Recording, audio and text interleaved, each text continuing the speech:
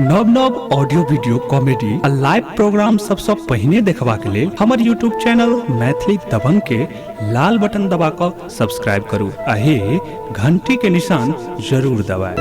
कही छथिन गांव वाली सहेली शहर वाली सो कि तोहर पिया छो शहर के बबुआन है के बहिना हमर पिया गांव के किसान। कहे छथिन कि के बहिना हमर पिया गांव के किसान। तोहर पिया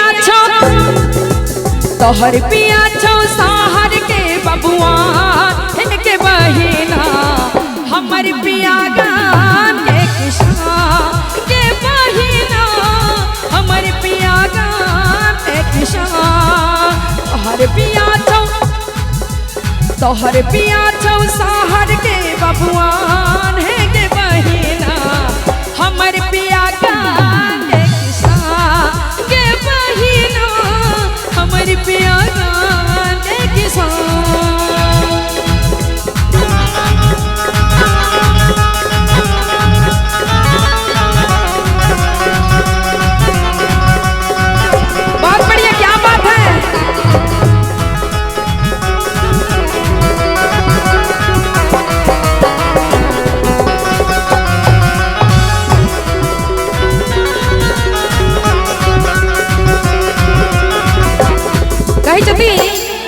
हे तोहर पिया पर का नौकरी का टाका खूब कमाबोगे टाका खूब कमाबो।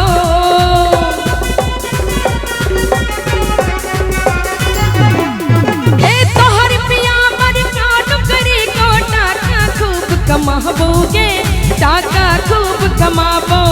हे 6 महीना आए के बरस में कहीं उधर घुर आवोगे कहीं उधर घुर आवो।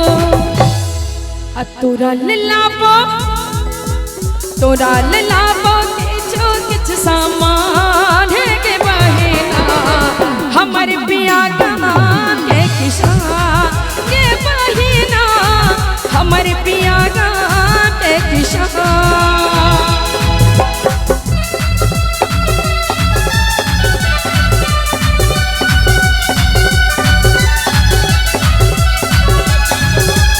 बहुत बढ़िया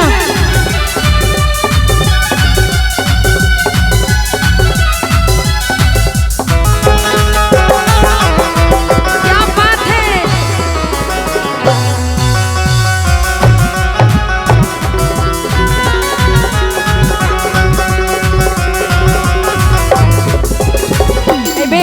गांव वाली सहेली अपन गांव में रह वाला किसान पति के लेल कहे छै हे हमर पिया के मरुआ रोटी मकई के फुटहा भावे गे मकई के फुटहा भावे।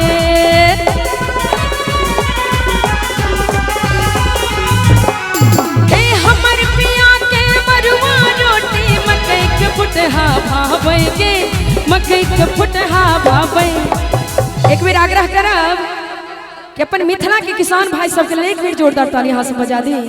कही छथिन कि हमर पिया के मरुआ रोटी मकई के फुटहा भावे गे मकई के फुटहा भावे।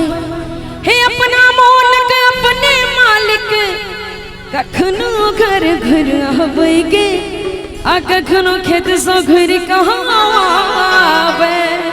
आगा कहे छथिन ये शीतल केस